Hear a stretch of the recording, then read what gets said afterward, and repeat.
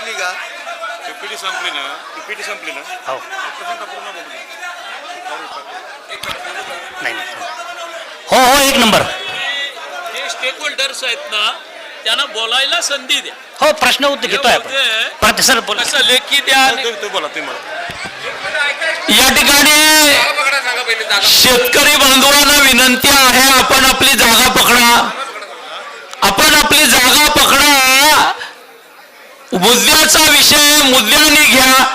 किरणजी, आपल्याला माझी विनंती आहे, जे शेतकरी या ठिकाणी आपल्या भावना मांडतायत त्यांच्या आयुष्याच्या जमिनीचं मातेरं होणार आहे. आम्ही बाकीच्यांनी म्हणण्यापेक्षा जे शेतकरी आहेत, जे स्टेक होल्डर आहेत या प्रकल्पाचे, जे बाधित होणार आहेत किंवा ज्यांना फायदा होणार आहे, तुमच्या मते फायदा असेल, माझ्या मते बाधित असेल, त्या मंडळींना तुम्ही बोलण्याची संधी द्या. त्यांचं मत काय आहे ते ऐका, एवढंच म्हणणं आहे. बाकी बसा, शांतपणानं चर्चा होऊ द्या. किरणजी, तुम्ही स्टॉप करा आणि यांना कन्वे करू द्या. असं आहे की बाकी सगळे बोलले तर माझंही बोलणं होऊ द्या. तुम्ही बोला सर, तुमचंच बोलायचं. तर आता या ठिकाणी आपले माननीय श्री प्रशांतदादा ठाकूर साहेब, आपणास नम्रतेची विनंती असेल की आपण देखील या ठिकाणी मनोगत व्यक्त करण्यासाठी पोडियमवर यायचं आहे. Thank you very much.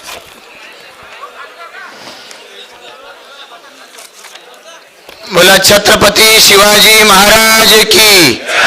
Chhatrapati Shivaji Maharaj की. अमर रहे, अमर रहे, अमर रहे, अमर रहे. अच्छा, नैनाच्या संदर्भामध्ये परिवर्तन गावठाण विकास सामाजिक संस्थेच्या माध्यमातून आज आयोजित करण्यात आलेल्या या चर्चासत्रासाठी आज ज्यांच्याकडे अध्यक्ष म्हणून जबाबदारी या ठिकाणी आहे ते सन्माननीय ॲडव्होकेट प्रल्हाद कचरे साहेब, या ठिकाणी उपस्थित असणारे सन्माननीय ॲडव्होकेट के टी खांडेकर सर, सन्माननीय माजी आमदार बाळाराम पाटीलजी, मंचावर उपस्थित असणारे सन्माननीय राजाराम पाटीलजी, या ठिकाणी उपस्थित असणारे सन्माननीय अरुण शेठ भगत, सन्माननीय वामन शेठ शेळके, या ठिकाणी उपस्थित सन्माननीय डॉक्टर, मंचावर उपस्थित संस्थेचे अध्यक्ष किरण पाटील, उपस्थित सर्व मंचावरील आणि समोरील राजकीय सामाजिक प्रवाहामध्ये गेली अनेक वर्ष या पनवेल आणि उरण तालुक्यामध्ये आपले एका अर्थानं दैवत नारायण नागू पाटील आणि दिबा पाटील साहेब यांच्या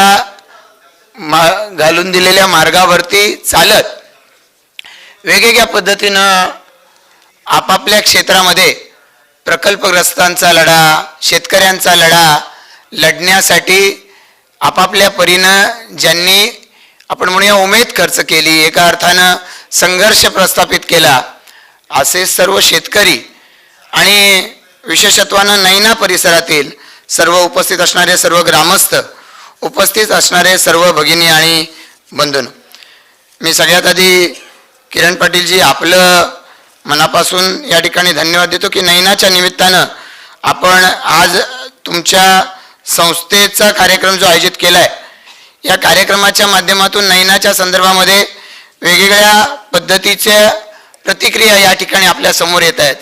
मान्यवरांचं मार्गदर्शन झालं आहे आणि त्यानंतर ज्यांनी या क्षेत्रामध्ये आपल्या पूर्ण उमेदीभरामध्ये काम केलं आहे असे सन्मान्य कचरे साहेब, खांडेकर साहेब, हे सुद्धा या ठिकाणी या संदर्भामध्ये आपल्या प्रश्नांना उत्तरं देणार आहेत. मी या अनुषंगानं नैनाच्या संदर्भामध्ये आम्ही या ठिकाणी सातत्यानं जी भूमिका घेतली, सगळ्यात पहिला त्या भूमिकेमधला पहिली बाजू आहे का शेतकऱ्यांवरती, प्रकल्पग्रस्तांवरती अन्याय होऊन नैना होऊ देणार नाही, ही भारतीय जनता पार्टीची म्हणजे माझ्या पक्षाची भूमिका आहे. शेतकऱ्यांवरती, प्रकल्पग्रस्तांवरती अन्याय होऊन नैना होऊ देणार नाही. नंबर एक. वेगवेगळ्या वक्त्यांनी या ठिकाणी बोलताना अनिल ढवळे बोलले त्याप्रमाणे की TIPL कंपनीला काम मिळाले, जी नवीन टेंडर काढलेली आहेत. मी तुम्हाला आश्वस्त करतो, TIPL आणि कुठलीही कंपनी होऊ दे, जोपर्यंत शेतकऱ्याचं समाधान होत नाही, एक वीट रचू देणार नाही. यासाठी तुमच्या बरोबरीनं तिथं रस्त्यावरती आम्ही थांबू जोपर्यंत शेतकऱ्याचं समाधान होत नाही. नैना प्रकल्प होता कामा नये या बाबतीमध्ये आम्ही सर्वजण एका बाजूला आहोत, या ठिकाणी आपण सगळेजण एका बाजूला आहोत. या सगळ्या प्रकल्पाच्या बाबतीमध्ये आत्ता बोलत असताना बराच काळ आपण वेगवेगळ्या पद्धतीच्या घोषणाही झाल्या, पण आता थोडासा संघर्ष काही अंशी झाला. माझ्याबरोबर काही सहकारी काम करतात, त्या सगळ्या सहकाऱ्यांनाही माझं हेच सांगणं आहे आणि याच्या पूर्वी देखील आपण हे सांगणं सातत्यानं ठेवलंय. नैनाच्या अनुषंगानं या सभागृहात एक बैठक झाली आहे, सिडकोच्या अधिकाऱ्यांच्या बरोबर बैठका झाल्या, त्या सिडको कार्यालयामध्ये जाऊन झाल्यात, पनवेलमध्ये झालेल्या आहेत आणि वारंवार या संदर्भामधली स्पष्टता यावी यासाठी आम्ही सातत्यानं पाठपुरावा केलेला आहे. आणि माझं म्हणणं आहे की जसं किरण पाटीलजी आपण सांगत होतात की 2013 साली ती जाहीर झाली आहे, त्या संदर्भामध्ये वेगवेगळ्या पद्धतीची आंदोलनं, नैनाच्या विरोधामध्ये कमिट्या स्थापन झाल्या, त्या कमिट्यांमार्फत आंदोलनं झालेली आहेत. पण यानंतर नैनाच्या माध्यमातून आम्हाला ज्या गोष्टी नको आहेत किंवा नैनाच्या माध्यमातून आमच्यावर ज्याच्या या ठिकाणी जबरदस्ती होईल अशा गोष्टी नको आहेत असं आमचं त्या ठिकाणी म्हणणं आहे. आणि त्या गोष्टी नसल्या तर नैना हवी का की नैनाच एकंदरीत नको, या बाबतीमध्ये सुद्धा काही ठिकाणी दोन पद्धतीची मतं दिसतात. तर या बाबतीमध्ये माझं असं म्हणणं आहे की आता सध्या निवडणुका आहेत, निवडणुका 1 महिन्याने संपतील, पण प्रकल्पग्रस्त शेतकरी हे तर सगळेजण आपापल्या जागेवरती राहणार आहेत. जसं याच्यापूर्वी बोलून दाखवलं त्या पद्धतीनं आहे की आपल्याला वेगवेगळ्या मार्गानं नैनाच्या बाबतीमध्ये आपल्याला वारंवार ज्या शंका लोकप्रतिनिधींनी किंवा कोणाने उपस्थित केल्या असतील, या शंकांचं निरसन नैनानं किंवा नैनाच्या वतीनं सिडकोनं वेगवेगळ्या पद्धतीनं देण्यासाठी प्रयत्न केला. आपण म्हणतोय की शिस्तबद्ध विकास हवा आहे, अंधाधुंद बांधकामं नको, या अनुषंगानं कोणालाही बिल्डर किंवा कुठल्याही एखाद्या उद्योगपतीला या प्रकल्पाचा फायदा व्हावा आणि शेतकऱ्यांचं नुकसान व्हावं अशा पद्धतीची भूमिका आपल्यापैकी कोणाची असता कामा नये. आमची ती नाही, हे मला या निमित्तानं स्पष्टपणानं सांगायचं आहे. आणि या अनुषंगानं जर नैनाच नको असेल तर प्रत्येक गावाच्या ग्रामसभा घ्याव्यात.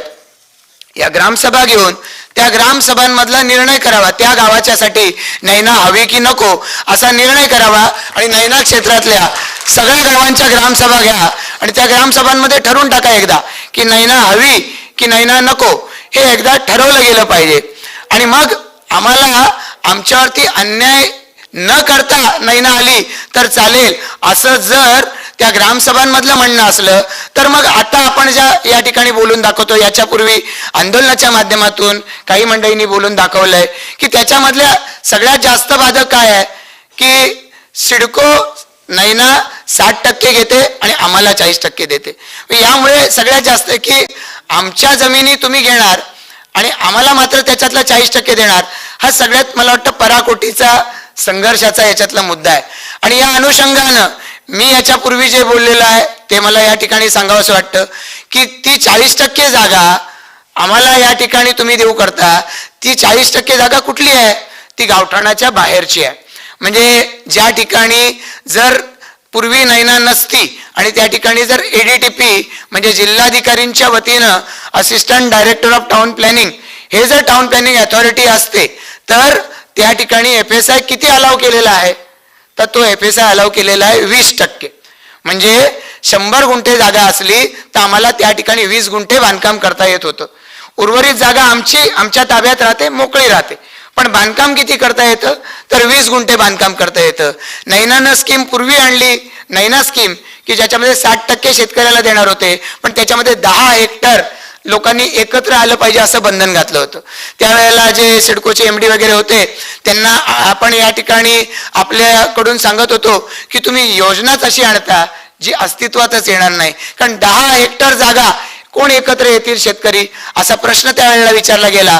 आणि त्यामुळे त्या स्कीमला तितकंसं यश मिळायला तयार नव्हतं आणि म्हणून त्यांनी स्कीममध्ये बदल केला आणि त्यांनी सांगितलं, जसं मगाशी यांनी ते सर्कल दाखवलं की 40% शेतकऱ्याला आणि त्याच्यामध्ये मग सगळ्या सुविधा आणि या सगळ्या बनवणं आणि या सगळ्या सुविधा बनवण्याच्यासाठी लागणारा खर्च करणं, यासाठी म्हणून त्यांनी त्यांच्याकडे स्वतःकडे काही जागा त्याच्यामधली शिल्लक ठेवली.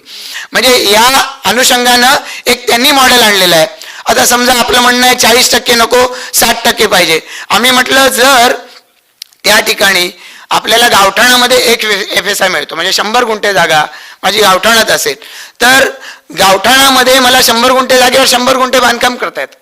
म्हणजे त्याप्रमाणे गावठाणाच्या बाहेर त्या ठिकाणी जेव्हा आम्ही बांधायला जातो, जर आम्हाला 2.5 FSI मिळाला तर सिडको सांगते की तुम्हाला 100 पैकी 40 तुमच्या ताब्यात राहील, उरलेले 60 आम्ही ताब्यातून तुमच्या घेऊ आणि आम्ही सगळ्या सुविधांना शहर वसवायला वापरू आणि 40 गुणिले 2.5 म्हणजे 100चं बांधकाम तुम्हाला तुमच्या गावठाणा बाहेरच्या जागेमध्ये बांधायला देऊ.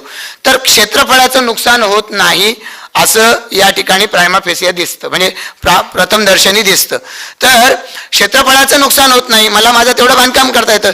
जर तेवढं बांधकाम करता येत नसेल, काय फनेल आहे एअरपोर्टचा आणि त्यामुळे बिल्डर लोक सांगतात की त्यामुळे तुम्हाला तेवढं बांधकाम करता येणार नाही, तसं बांधकाम जर करता आलं नाही तर मला मग क्षेत्र वाढवून पाहिजे, 60 पाहिजे, 50 पाहिजे, पण जेवढं आमचं क्षेत्रफळ आहे त्याच्यामध्ये 2.5 FSI कंझ्युम झाला पाहिजे, एवढं क्षेत्रफळ आम्हाला त्या ठिकाणी मिळालं पाहिजे. म्हणून या संदर्भामध्ये मी व्यक्तिशः देवेंद्र फडणवीस साहेबांना पत्र लिहिलेलं आहे की जर शेतकऱ्याला त्याच्या जागामध्ये वापर करता येत नसेल तर त्याच्यामध्ये 50% सुद्धा जागा या ठिकाणी तुम्ही दिली पाहिजे, जेणेकरून शेतकऱ्याचं व्यक्तिगत नुकसान हे त्याच्यामध्ये होणार नाही. या व्यतिरिक्त शेतकऱ्याच्या दृष्टिकोनातून दुसरा मुद्दा जो काही काळापूर्वी होता बेटरमेंट चार्जेसच्या बाबतीतला, की बेटरमेंट चार्जेस हे अव्वाच्या सव्वा लावले जातात. इथं किरण पाटीलजी तुम्ही सुद्धा सांगितलं की शेतकऱ्याची जागा घेणार आणि पुन्हा त्याला तुम्ही बेटरमेंट चार्जेस लावणार, हे कशासाठी करता? या अनुषंगानं बेटरमेंट चार्जेसच्या बाबतीमध्ये सिडकोनं भूमिका घेतली की लवाद जे मान्य करेल ते बेटरमेंट चार्जेस राहतील. मग पूर्वीच्या वेळेला इथे नगररचना 3 आहे, ती नगररचना 3 मध्ये त्यांनी एका प्लॉटच्या बाबतीमध्ये पूर्वी चार्ज लावला होता 12,600 रुपये पर स्क्वेअर मीटर, 12,600 रुपये पर स्क्वेअर मीटर, आणि लवादानं मान्य केला 6 रुपये 30 पैसे पर स्क्वेअर मीटर. म्हणजे 6 रुपये 30 पैसे हा मी जो सांगितला हा सगळ्यात जास्त आहे. ते एखादी इमारत बांधायची आहे तर त्याची परवानगी घ्यावी लागते, त्या परवानगीच्या संदर्भामधले हे चार्जेस त्यांनी मागितलेले आहेत. आणि हे चार्जेस त्यांनी मागितल्यानंतर हे चार्जेस आता जर त्यांनी बेटरमेंट चार्जेस हे त्याचे 0.05% असे त्यांनी केलेले आहेत, म्हणजे त्यांनी ते लवादानी मान्य केलेले आहेत. तर त्याप्रमाणे हे बेटरमेंट चार्जेस आता कमी झाले. सगळ्यात त्यानंतर तिसरा महत्वाचा मुद्दा जो मांडला जात होता तो म्हणजे होता आपल्या गावठाणामधली घरं, गावठाणाच्या टोकावरची आपली गावठाणाच्या बाहेरची घरं, याच्यावरती काही ठिकाणी प्लॉट टाकले गेलेले आहेत.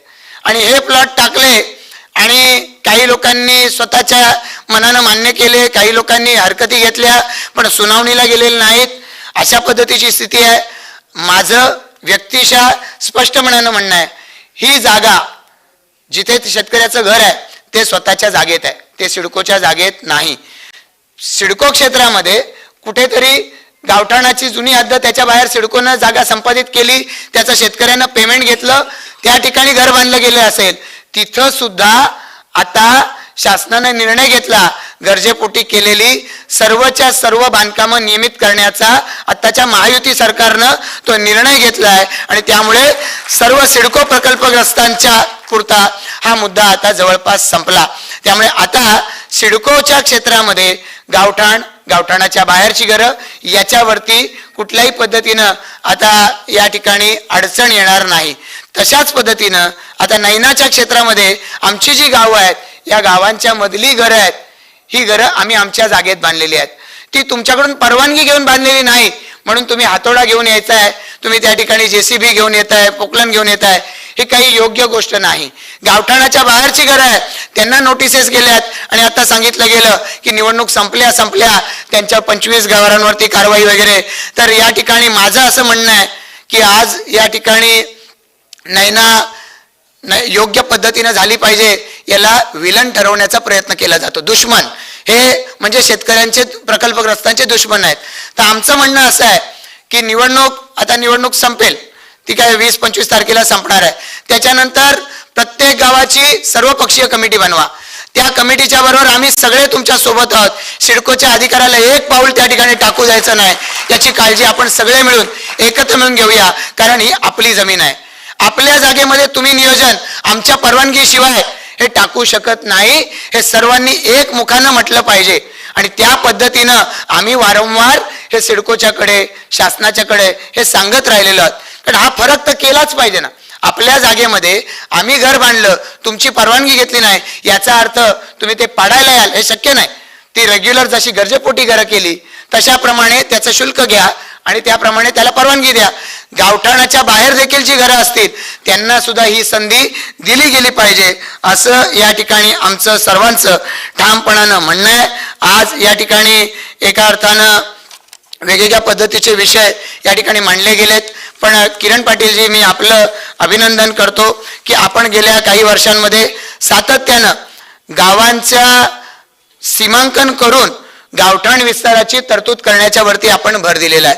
आणि त्यामुळे यामुळे अनेक ठिकाणी प्रकल्पग्रस्तांना आणि राजकीय क्षेत्रामध्ये काम करणाऱ्या लोकप्रतिनिधींना एका अर्थानं तुमच्या या चळवळीमुळे दिशा मिळालेली आहे. आणि त्यामुळे अनेक गावांच्या मध्ये या पद्धतीची प्रक्रिया सुरू झाली.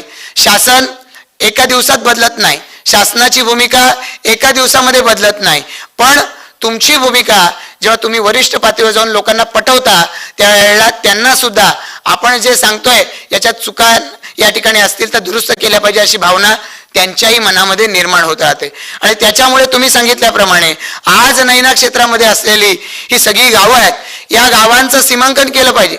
गावाच्या शेवट टोकावरचं शेवटचं घर असेल ते सुद्धा त्या गावठाणाचा भाग असला पाहिजे.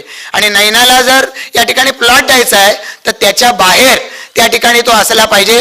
किंबहुना रामशेठ ठाकूर साहेबांनी या सिडकोला सूचना केलेल्या होत्या की अस्तित्वात असलेल्या गावठाणाच्या बाहेर तुम्ही मोठे रस्ते बनवा की जेणेकरून त्या गावातल्या वाहतुकीला ते उपयोगाला येतील. आणि एका अर्थानं ही गावठाणाची रेषा आणि गावठाच्या बाहेर तुमची नैनाची रेषा, अशा पद्धतीनं हे या ठिकाणी अस्तित्वात येऊ शकतं.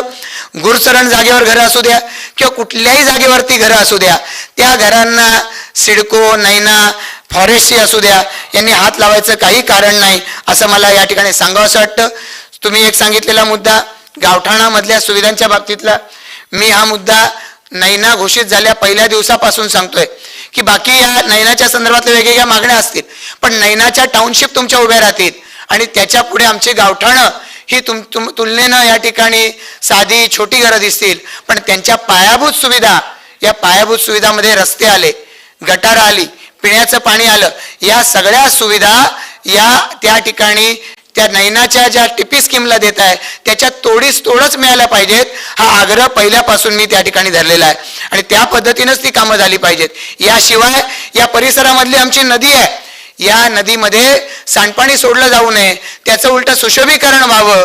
अहमदाबाद पासून वेगवेगळ्या ठिकाणी मोठ्या प्रमाणात रिव्हरफ्रंटचं या ठिकाणी कामं झालेली दिसतात. तर ही अशा पद्धतीची कामं ही या नैनाच्या परिसरामध्ये या नदीचं सुशोभीकरण हे त्या ठिकाणी झालं पाहिजे. यासाठी सुद्धा या ठिकाणी मी आग्रह धरणार आहे, यापूर्वी धरलेला आहे.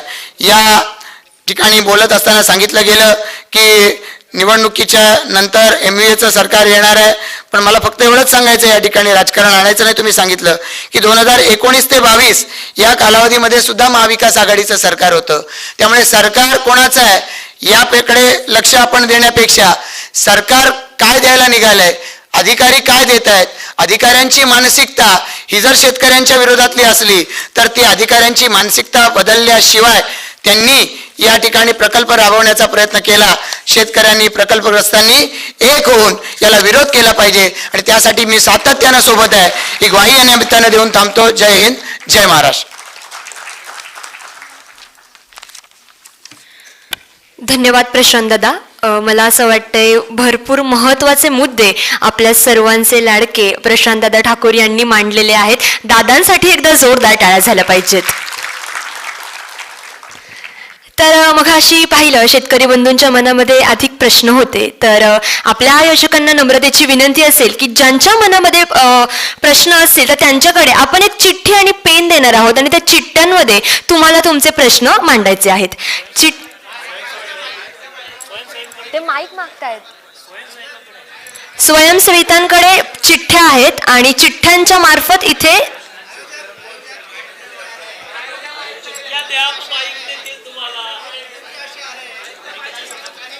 तुम्ही इकडे या.